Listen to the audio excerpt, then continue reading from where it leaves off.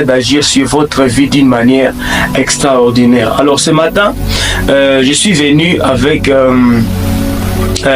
deux textes qui vont beaucoup te bénir et qui vont peut-être t'aider à aller de l'avant et surtout à faire en sorte que les autres aussi puissent apprendre les choses de Dieu et que les autres aussi puissent marcher dans la lumière que nous sommes. Et le texte que je vais te proposer ce matin, prends ta Bible directement, c'est Jean chapitre 11 et nous allons lire seulement 3 versets. Nous lirons le verset 21, le verset 23 et le verset 32. Je vais les lire rapidement. La Bible déclare ceci. La Bible dit, Marthe dit à Jésus, Seigneur, si tu eusses été ici, mon frère ne serait pas mort. Le verset 23, Jésus lui dit, ton frère ressuscitera.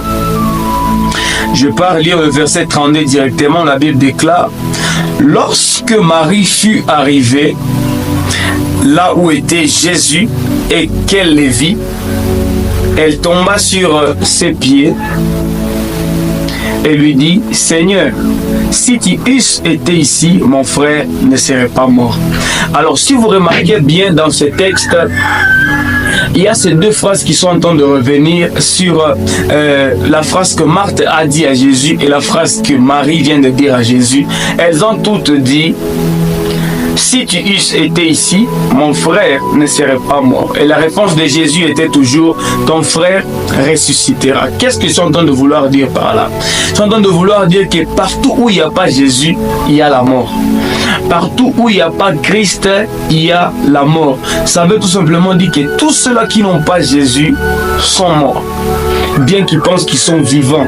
Parce qu'il y a une mort quand il n'y a pas Dieu, quand il n'y a pas Jésus dans ce qu'on est en train de faire. Mais ce que j'aime dans la Bible, c'est qu'il y a toujours la solution. Voici ce que Ephésiens chapitre 2, à partir du verset 4 jusqu'au verset 7, la Bible déclare. Je vais aussi lire ça rapidement pour nous tous. La Bible dit ceci. Ephésiens chapitre 2, le verset 4. Mais Dieu qui est riche en miséricorde à cause du grand amour dont il nous a aimés, nous qui étions morts. Je ne sais pas si vous vous rappelez que Lazare est mort. Et la mort de Lazare, c'est juste une forme de parabole, une forme de manière de parler de la mort qui se trouve dans le monde. De la mort qui se trouve dans le monde. Et Ephésiens dit, nous qui étions. Quand il parle de nous qui étions, ça veut dire que nous qui étions autrefois. Ça veut dire